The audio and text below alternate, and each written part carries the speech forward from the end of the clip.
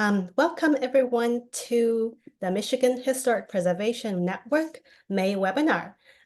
We have a very special topic and special guest today. It's about an update on the grant programs of the Michigan Arts and Culture Council. Before we get started, I would like to go over some Zoom tips. If you have any questions, please type them into the Q&A box as you think of them. All the questions will be answered at the end of the presentation. And if you have any technical difficulties, please also type them into the Q&A box. And the chat box will be used to share links and resources discussed during the webinar. And you can also share your thoughts with everybody using the chat box. If you don't see those boxes, you should wiggle your mouse and they should appear at the bottom of your Zoom screen. Please participate in the survey after the webinar concludes. If this is your first time attending our webinar, we are the Michigan Historic Preservation Network. We advocate for Michigan's historic places to contribute to our economic vitality, sense of place, and connection to the past. We could not do the work we do without our members and volunteers. If you're not a member yet, please consider joining us at www.mhpn.org.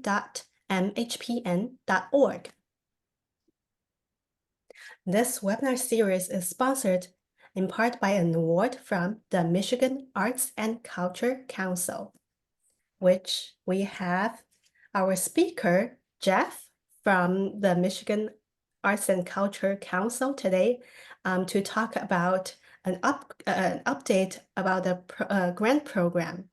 And I can't tell you enough about how helpful Jeff is to MHPN, and he is always very, very responsive and very, very helpful during or throughout the application process, the operation process. So with that, I am going to turn it over to Jeff.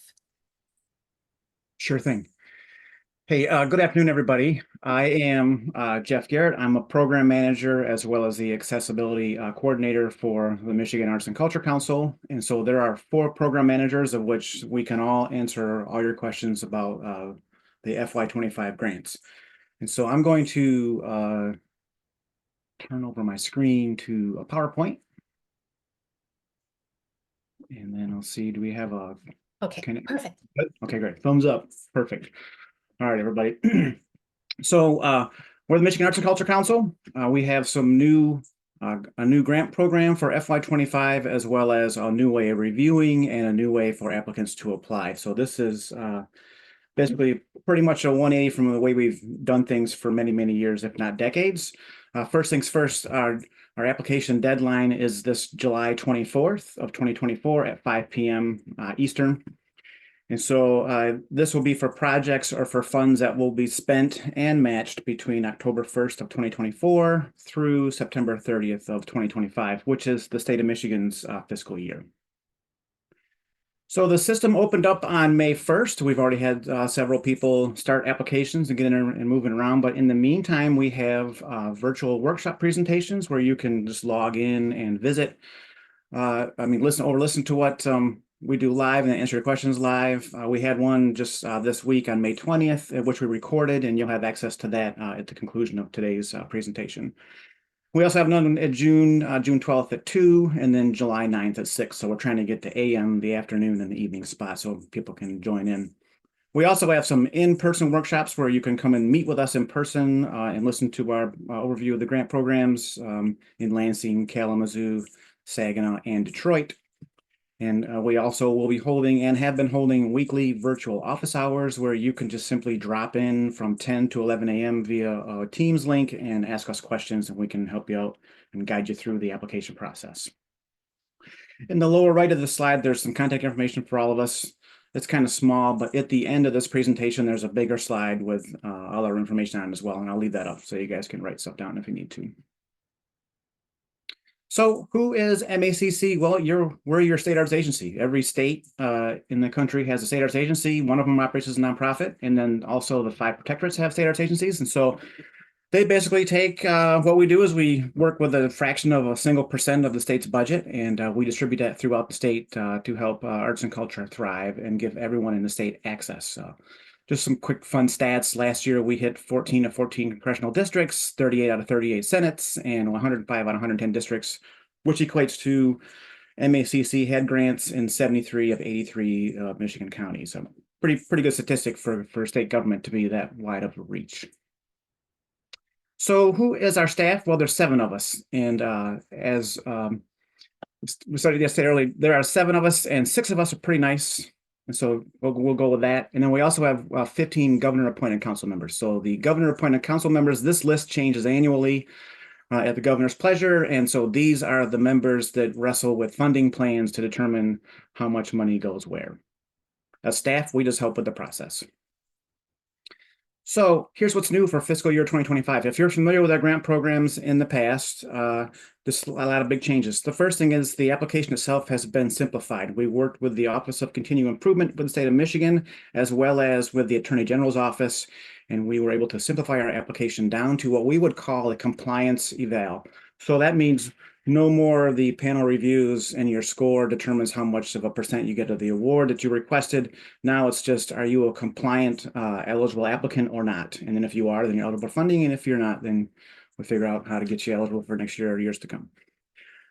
Okay, we already had a few people actually start the process, complete and submit their application. And one organization stated that they found that the new application was to be approximately 80% less time than spent previous years doing the application. So that's quite a dramatic statement. But I would say that most of you will notice if you've done them in the past that there's quite a bit less to do than was required previously. There's no application fee. So there's no more $50 application fee per application that you would submit in the past, or 25 if you were a mini grant person. And so that's been eliminated. Also, the funding request amounts have been changed. So there's no more tier structure for organizations that would operate higher budget. Organizations don't receive higher amounts of operational support funding anymore. Everyone gets the same amount across the board. Also, there's a cash match reduction. Just as a side note, us staff, we really lobbied to not have a cash match at all, but the Attorney General states that we have to have a cash match bound to our literature. And so there is no more the 1-to-1 or the 100% match requirement. Now it's just down to 25%. And the last big change for 2025 is going to be our new grant evaluation process. And that is where you will fill out a profile for the person filling out the application, a profile for the organization, and then that organization will be issued one grant application. And then in that application, you can request funding in several different categories, but it's one application. And then it is evaluated by compliance. So as long as you have proven to the state of Michigan and the federal government that you are a nonprofit operating in good standing, then you're eligible for the funding. There's no more narrative review, no more scores, no more criteria to align with a 5-person panel, and all that. That's all been done away with. So let's talk about eligibility. That's what first thing we talk about with any applicant that calls is, are you eligible or not? And so your eligibility means that, one, that you are physically located in the state of Michigan and that you are incorporated. That means you are in good standing to do business with and in the state of Michigan. And of course, anything you apply for is going to have that umbrella of arts and culture programming over it. And also your services are open to the public. And so eligible applicants would include 501c3 nonprofits, pre-K through 12 schools, public, private, home school districts, young adult, and so on are also eligible. Colleges and universities, municipalities, and tribal entities. These are the organizations and groups that can apply for MACC funding. Ineligible applicants would be individuals, for-profit organizations, and or auxiliary support organizations. That would be a Friends of organization, for example, a nonprofit that has a tax code that specifies that this organization solely exists to raise funds and support another nonprofit. So that would be an auxiliary support organization. And of course, any of those not listed above and eligible. So moving on with more eligibility. So to satisfy the state's requirement or need that you are in good standing with them as a nonprofit, we will request that you upload several numbers and documents. And so here on this chart here, we have three groups of applicants. We have the nonprofits, the 501c3s, and then just over to the right, we have schools. And then just over further to the right, we have colleges, universities, municipalities, and tribal entities. So if you are a 501c3 nonprofit, you are going to have to supply for your application, for your organizational profile, an EIN and a UEI. So that's going to be your tax ID and your unique entity identifier, which used to be the DUNS number, but that's been done away with now, and now we call it the UEI. Also, you're going to have to have filed, you have to be in good standing and have filed taxes recently. And you're also going to have to get a copy of your charitable trust registration from the Michigan Attorney General. So that is a document that should be obtained every year. Many nonprofits aren't even aware of it. So it's the Attorney General's plan to make everyone more aware of it through these types of programs. So just make sure you can get that. Also, a copy of your annual report from LARA. That's the Licensing and Regulatory Affairs. And if you are a mission support applicant, if you are a nonprofit that its main purpose is arts and culture, then you will have to complete what's called the Section 504 self-evaluation. More on that later. If you're a pre-K through 12 school, you're going to, of course, have an EIN and a UEI. You're going to have a school district code, and you're also going to have to upload what's called the CEPI, or the Center for Education Performance and Information Summary. And that's your requirement for schools. And then colleges, universities, and municipalities and tribal entities, they are required to have an EIN and a UEI, and that's it. Now, these documents are all in our current guidelines. These documents are visually present in what's called the appendix at the end. That's why our guidelines are now 40 pages this year, because it will show you exactly what your document should look like when you upload it, so that you can assure yourself that you are going to be eligible and compliant. Okay, so MACC has two grant programs. That's it. We have the Mission Support Grant Program, and we have the Experience Support Grant Program. It's broken down into this. The Mission Support Grant Program is going to be for organizations with a primary charitable purpose, or their mission is basically arts and culture, and that's determined by what we call the NTEE code, the National Taxonomy of Exempt Entities Code. This is the code that when an organization applies for nonprofit status, they have to select from a list of what their code is and what their mission or purpose is going to be as a nonprofit. So if you are an arts and culture nonprofit with an NTEE code that has the letter A in front of it, then you are arts and culture, and you would apply in the Mission Support Grant Program. Formally, you would call it operational support. If you are not a nonprofit with a primary purpose or a mission of arts and culture, then you would apply in the Experience Support Grant Program, as well as if you were a pre-K through 12 school or a college or a university, a municipality, city, township, village.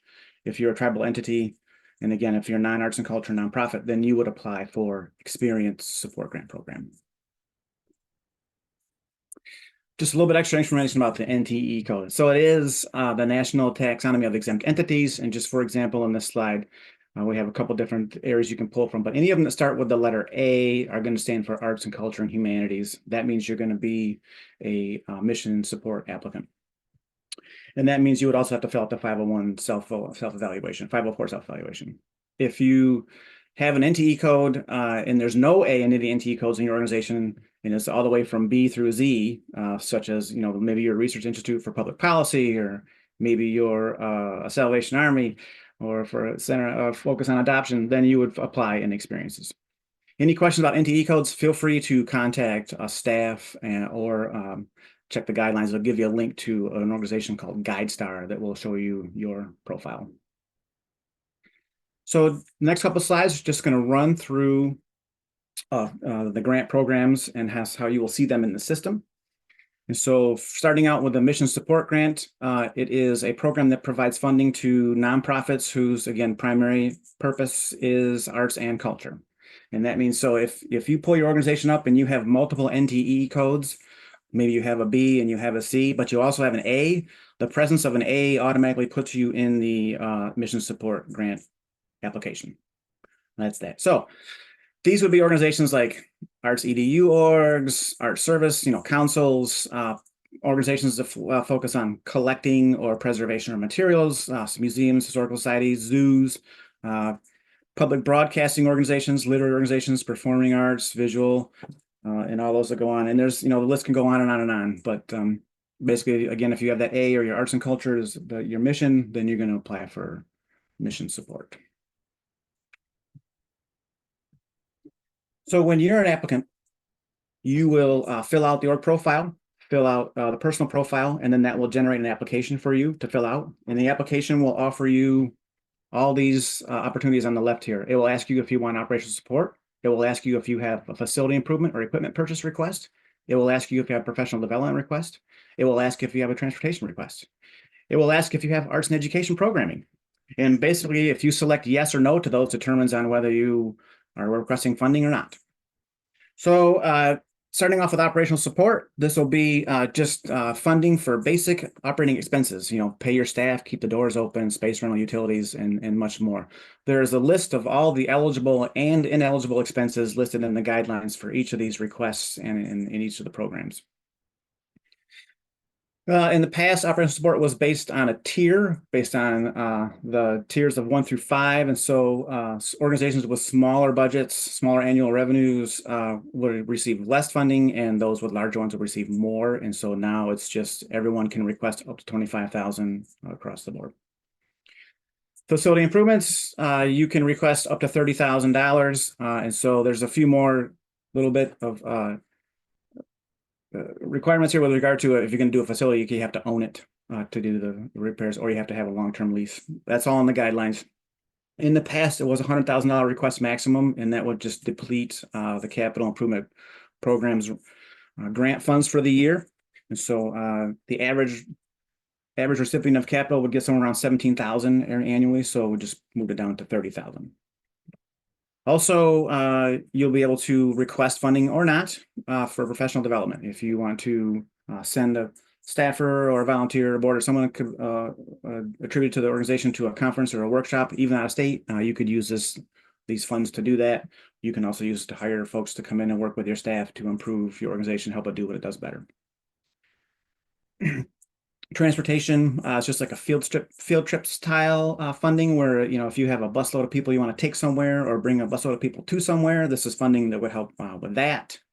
And then the last request could be up to $10,000 for arts education. So supports your organization if you partner directly with one or more pre-K 12 schools in arts and culture programming. And again, so the way this works is if you were to, let's say you're an organization and you just selected, yes, I want operational support. Yes, I want capital. Yes, I want POD. Yes, I want transportation. Yes, I want arts and education. Those numbers all tally up to give you your total grant request amount. And that's what the 25% cash match will be based on. It's not 25% of this one and 25% of that one. It's the total and then 25% of that. So just a quick preview of what it would look like in a system. Starting with the first one, you complete your personal profile, you complete the org profile, then the system will allow you to start an application. And then the application will ask you first things first, do you have operational support requests? And then you select yes or no. If you select no, it moves on to the next question, which is, do you have facility improvements or equipment requests? But if you say yes, then a drop down occurs where you have 500 words or less to basically provide or prove that you do have some operational support services and programming as well as needs. And then there's a spot to upload a minimum of 1 PDF that supports these claims. And then the last thing is you enter a number up to $25,000 for your request amount. You can request 5, you can request 20, or you can request 25. So that many of you that have applied in the past may be like, well, that's only 4 things I have to do for operational support. I don't have to complete a 4-page narrative addressing specific criteria for a certain percentage of my score. No, not any longer. I don't have to create a 3-page document drawing out key bios of persons involved in the project. No, don't have to do that anymore. I don't have to do the 9-page SMU Data Arts Funder report where I dig back to 3 years into my data and create a document to upload in system. No, don't have to do that anymore. That's all gone. Now we just ask you if you are interested in the funding, and then you provide your description, upload some proof, and then request them out. So if you are not a nonprofit that doesn't have a primary focus in arts and culture, or your municipality, or a tribal entity, or a pre-K school, or a college, then you're going to be put into experience support. And again, just like the previous grant, you will fill out a personal profile, an organizational profile, and when those two profiles are complete, then the system will open up the application for you to begin. So the experience support grant goes in the following order. It will ask you first, do you have project support request? And so it's very similar to the applications in the years past, where arts and culture nonprofits would apply for operational support, non-arts and culture nonprofits would apply for project support. So same programs, they're just different, slightly different format. So you can ask for project support up to 20,000. You can also request facility improvements or equipment purchases. Previously could not do that in years past. Also professional organizational development and transportation. Now with facility improvement or equipment purchase, that's not for colleges and schools. It's only for municipalities, tribal entities, and nonprofits. All right, moving on. So similar to the mission support grant, the MACC experience support grant, the same thing. It will ask you a question. Do you have project support requests? If you indicate yes, it will ask you to, again, describe the project and make sure that your description includes allowable expenses. And then you will upload a minimum of one PDF that supports the applicant's project that you are requesting funding for. And then you can enter in a number from $5 to 25,000. And again, just like the mission support grant, it's that simple, just a few questions and uploads, and then you move on. No more budget, no more back and forth with the budget, no narrative, none of all the other documentation that used to be required for applications. I would just want to back up one thing and include new this year is the capital improvement, the facility enhancement and equipment request in that grant program. Previously, you could only apply for shovel-ready projects. That would mean that you already have your architectural drawings, your drafting, all those things have been done. You already have your permits and you're ready to break ground and start building. And that was the requirement test. Now for FY25, you can actually use facility improvement funds to actually fund feasibility study or architectural draft drawing fees and the actual project itself. So that's new this year and kind of exciting.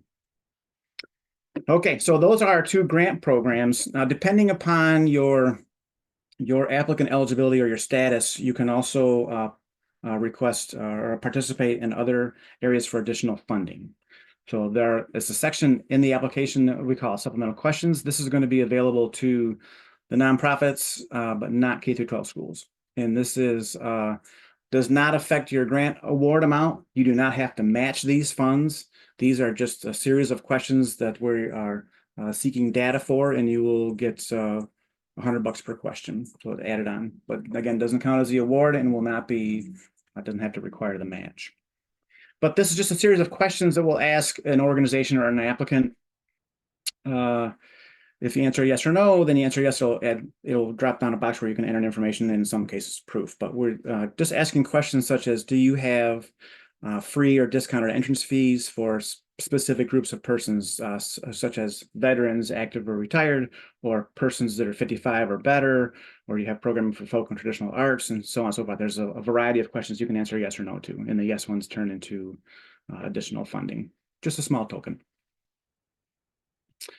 So it will review your admissions, and then we'll also ask a few questions about the organization's programming. And again, through a series of yes or no questions, it will ask you if you plan or do offer specific programming, again, to, let's say, veterans, persons 55 or better, folk and traditional arts, etc., during the grant period.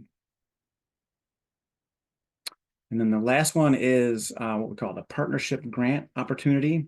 And so this is a grant, an opportunity to build Michigan's arts and culture community by extending the reach of MACC throughout the state. And so this will be for organizations who offer regional and or statewide arts and culture services. And so this would be very similar to the grant program that we used to have known as services to the field.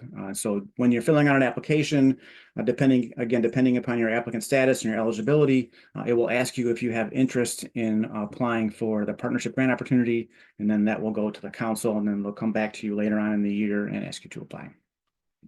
But just a few things to note about this program. It's not for every organization. Again, it's for groups that offer regional or statewide services. And so you can be doing that in events and even conduct research. You can serve as advocates or ambassadors, resources for MACC. You can facilitate arts and culture related convenings. You can encourage ongoing education and leadership development, foster and develop cross-sector collaborations and partnerships, and also support students, schools, and teachers. So real quick about the overview of the whole process, how this happens. The guidelines are available on the MACC website now at just michigan.gov/arts. You can go there and scroll down and select grants, and that will get you to the page where our guidelines are at. All of our applications are submitted through our grant management software system known as Smart Simple. And so if you've applied for MACC or even MCACA funding within the past 3 years, you're familiar with Smart Simple. And if you already have an account on there, some of your information will migrate over into the new account when you log in. So when you get started for this year's application. So the big thing to note, of course, is that these funds, these projects have to be spent and matched during the state of Michigan's fiscal year, which begins October 1st of 2024 and concludes September 30th of 2025. And applicant organizations of any budget size are eligible to request the maximum request amount in each category, all in one application. So it's just one application, no fee. And then the total that you request is what you're going to match with a 25% cash match. And again, there's no more peer review panels. These are compliance-based applications, which means we're not assembling 5 people to read 20 applications and meet in person or meet via virtual and discuss them and enter final scores and then determine on their scores determines the percentage of your funding. That's we're not doing that anymore. We've moved to compliance-based, which basically, are you an eligible nonprofit in the state of Michigan? If you are, you're eligible for funding. If you're not, you're not. And again, that deadline, July 24th, 2024. In years past, the deadline was June 1st, and that would give you about 2 months and 2 weeks to get an application in. This year's application period or open period is just slightly longer than it has been in the past. That's why it's July 24th. And then next year it will change again. This was just so we could make sure that we had stuff in place. You can get a time for applicants to get their stuff together, and we could have programming for fiscal year 25. But so the July 24th deadline will change next summer in 2025.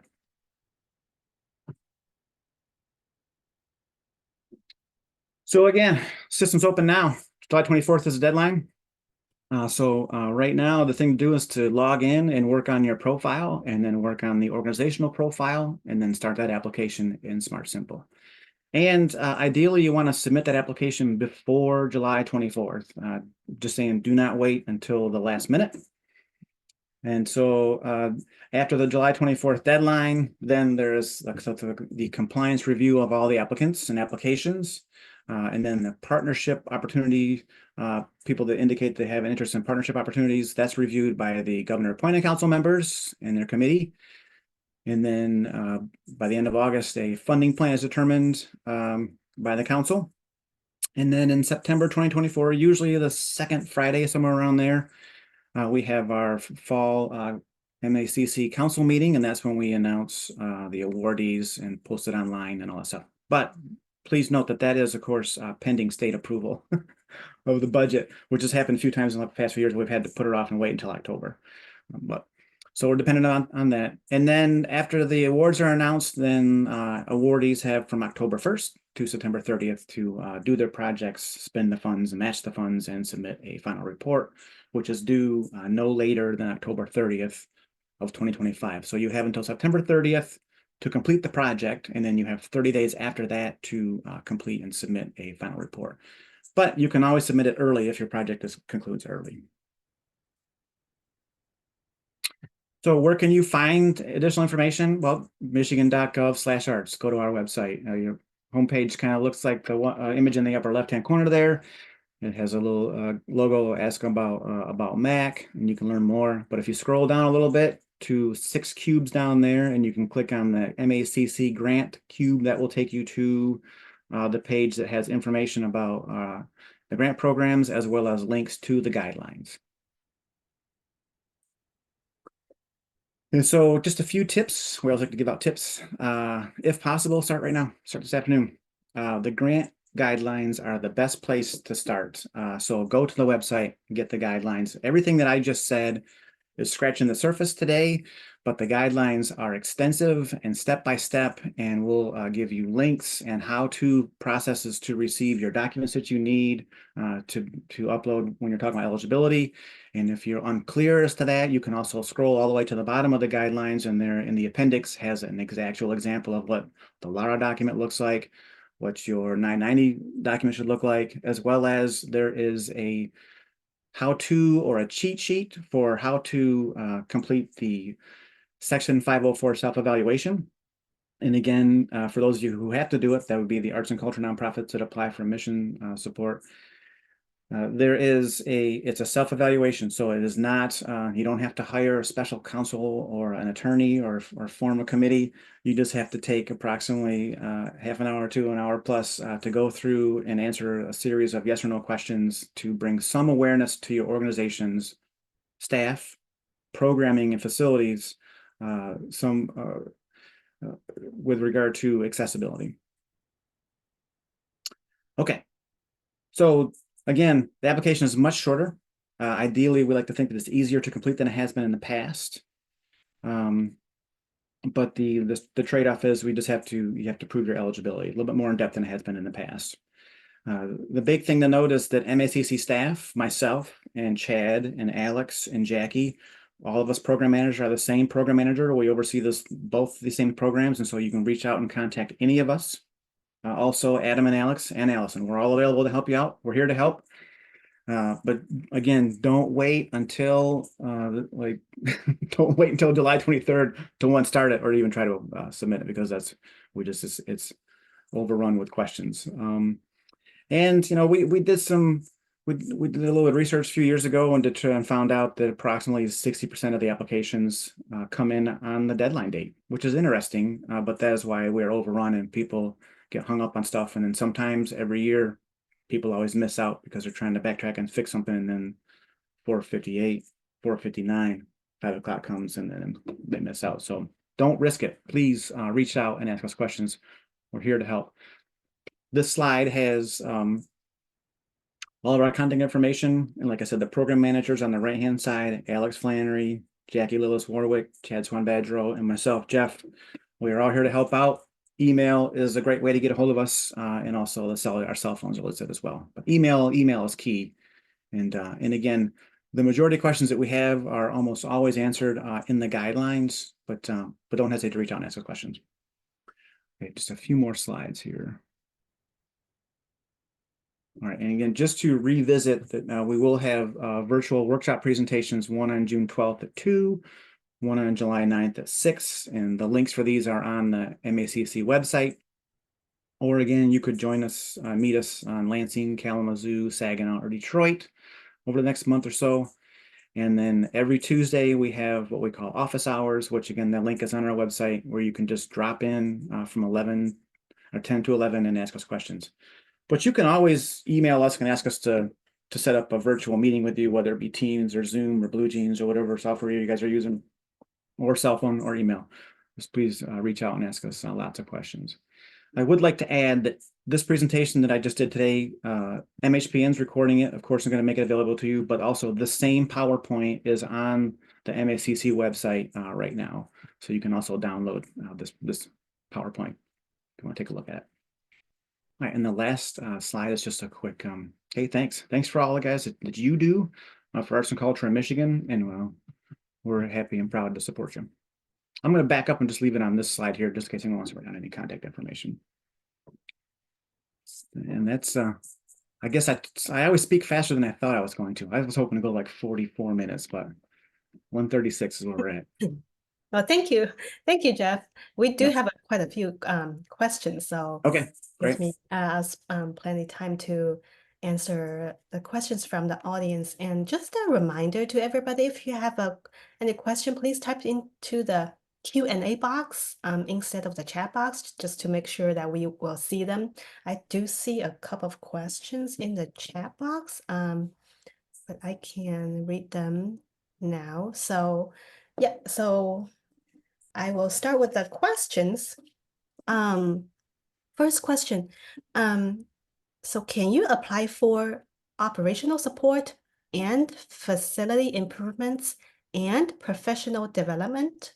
All of them? And transportation and arts education. Yep. There, yep. So it's one application, but you can apply for all 5 of those pots of money. If as long as you can supply the information that's needed to prove that you need these funds. Okay, cool. Yeah. Okay, next question.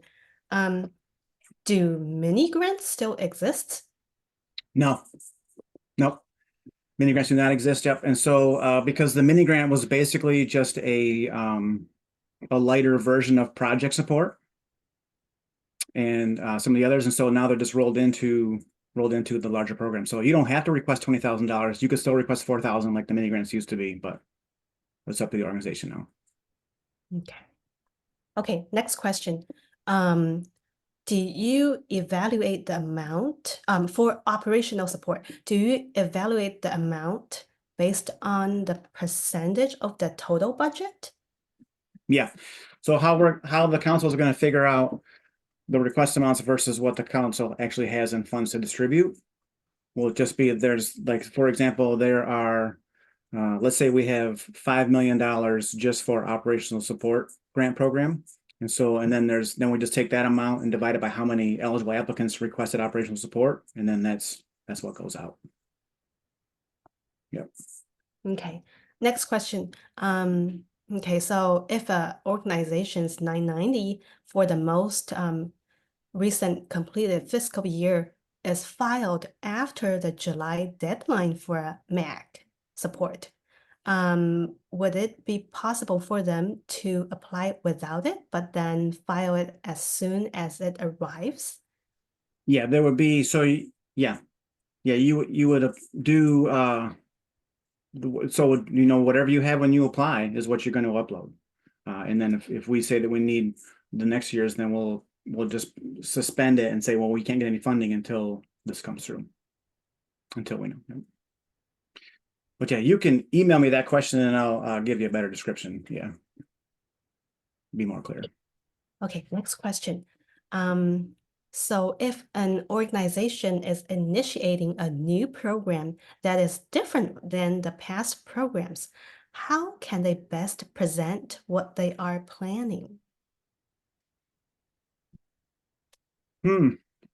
So this obviously is not an arts and culture organization. It must be a nonprofit that doesn't have a base focus in arts and culture. So they would, I mean, so this is an application. It's not and we're not based on the past and history and not comparing applications with other applications. We are just asking you, do you have a project, and to describe the project, and then just address the criteria that's in the application. As long as you're eligible and you address the application. Okay, next question. For the cash match, when do they need to have that in hand? Is that at the start of the project or at the close? At the close. Yep. Yep. Because again, it's an application. It's a proposal. You don't know, we don't know, and so we're starting out with there, but then the final numbers come in during the final report. Okay. Is there a list of other projects and applications that have been awarded? So there is on our website, on the Michigan Arts and Culture Council website, in the bottom, scroll down to the bottom of the homepage there on the left-hand side, you can look at all of the current awardees and all the different grant programs. Mhm. You can do that by county or you can do it by program. So you can look at all the project support applicants or you can look at the counties and what the county's got. Okay, next question. With municipalities, can different departments apply as separate applicants? Yes, and there is instructions in the guidelines that state that you just have to make sure that you fulfill a few criteria with regard to different. You can prove there's different pots of money, different funds, different leadership, different board, different council running these different areas. But there's a breakdown in the guidelines that tell you exactly. Okay. Mhm. Hey, and next question. So for the MACC partnerships, what kind of projects are you looking for? Well, again, it's going to be it's in the guidelines there, but we're looking for organizations that have regional or statewide programming, and then of course it's going to have an arts and culture component to it. So that means you're working either your organization is, or you work with organizations or others that have that A in their tax code. Mhm. Okay, next question. Can anyone be an ADA coordinator? Yeah, yeah. So because just a quick story, throw everyone for a loop here. So years ago, we asked organizations if they had an ADA coordinator, yes or no, in the application. And then the next year, we asked if they had an ADA coordinator and who was that person. And then the emails came in. What's an ADA coordinator? How much does this cost? How many people do I have to hire? And then so we responded with, no, it's not that. We just need to know if you're an organization and you have a program or an event or something, and then someone were to call you and say, hey, I'm calling on behalf of my friend who is requesting a reasonable accommodation. Can I sit close to the stage? Okay, someone calls your organization and asks that question. Who are they going to talk to? Who who who are you going to say, oh, I'm sorry, let me put you through to whoever, and they can work with you on that accommodation. That's going to be your ADA coordinator. In many organizations, in many cases, it's usually the director or the assistant director or someone's head of volunteer services, whoever. Usually someone who gets services, they're the ADA coordinator. It just means that who is the contact person if someone were to call your organization and say, hey, I'd like to request a reasonable accommodation. Who do I talk to? That's going to be your ADA coordinator. But yeah, anyone can be an ADA coordinator. I mean, that's how it happens to many individuals. You start a job, and then 2 weeks later, someone comes by with a file and says, "Hey, you're the ADA coordinator." Boom, on your desk, and then you're like, "Well, what's that?" And then you start going to conferences, and you realize, "Oh, okay, I can do this. This is good. This is great." Yeah. Okay, cool. Okay, next question. If a municipality is partnering with a nonprofit for a program, does it matter who applies? Depends on what the program is. So if you're applying for, let's say you want to fix your amphitheater, then obviously the city probably owns it. The city's going to be the one to apply to fix the amphitheater. Now, if a nonprofit just happens to use that amphitheater space, then they maybe want to apply for equipment because it's theirs. They can bring the light board and soundboard to the amphitheater and take it home with them when they're done because it's portable. So you could have two projects, two different applicants. Is Okay. that yeah? You basically just have, I mean, both of them are eligible. I mean, if they're both eligible applicants, then they can apply for projects. You can't apply for the same project from two different groups. Okay. Okay. Think we answered most of the questions. There are some questions are program specific, and we would like for you to just contact Jeff and or his coworkers directly, so you can get a better answer to your question. And so if I don't see any other questions, I think we can conclude. And here is Let me stop sharing. yeah, so yeah, this webinar is being recorded. Again, you will be able to receive an email when the recording is available. It will be on our website, and as Jeff said, there's another copy on the MACC website, so you will be able to find a recording and their contact information if you have any further questions. And before we leave today, I would like to just quickly announce our next webinar. Our next webinar is scheduled for June 20th, and it's about the Charlevoix mushroom houses, balancing the impacts of tourism on privately owned homes. This is a very interesting topic, and I hope to see you all next time. And thank you, Jeff, again for your time. And I Sure thing, think, thank you. yeah, this is a very useful webinar for a lot of people. And thank you everybody for participating and hope you all have a nice day. Thank you. Great, thank you. Bye. Bye.